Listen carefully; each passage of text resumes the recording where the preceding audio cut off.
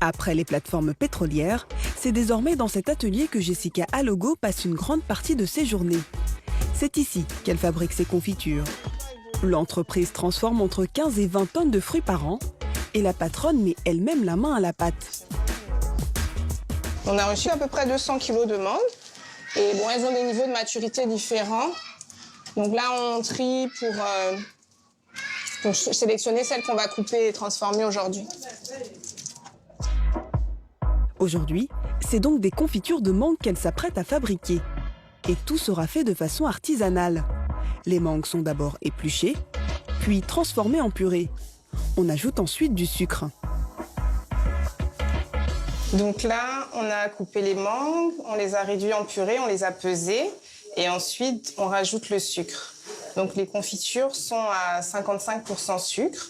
On essaie de faire des confitures les plus allégées possibles. Dans l'industrie, en général, on va être à 65% sucre.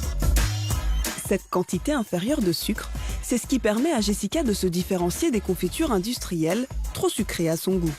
Je voulais me différencier de l'offre industrielle qu'on avait en magasin et valoriser au plus les fruits. Donc avoir un produit très fruité, qu'on ait vraiment le sentiment que quand on mange de la confiture à la mangue, qu'on ait vraiment la mangue en bouche et qu'on ait le sentiment de manger une vraie mangue. Donc c'était un parti pris pour marquer aussi voilà, le côté exclusif du produit, la forte valeur ajoutée du produit. Pour se lancer, Jessica n'a pas eu besoin de beaucoup investir. Elle a fait ses premiers pots de confiture dans sa propre cuisine. Aujourd'hui, les choses ont évolué, mais elle n'a pas oublié les difficultés rencontrées au tout début de sa nouvelle vie d'entrepreneur.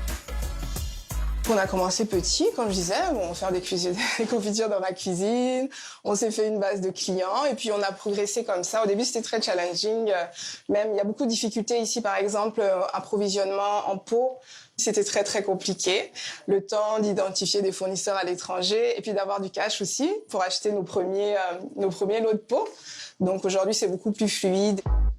Résultat, elle a pu embaucher 5 personnes et fabrique chaque semaine entre 500 et 1000 pots de confiture déclinés en plusieurs saveurs.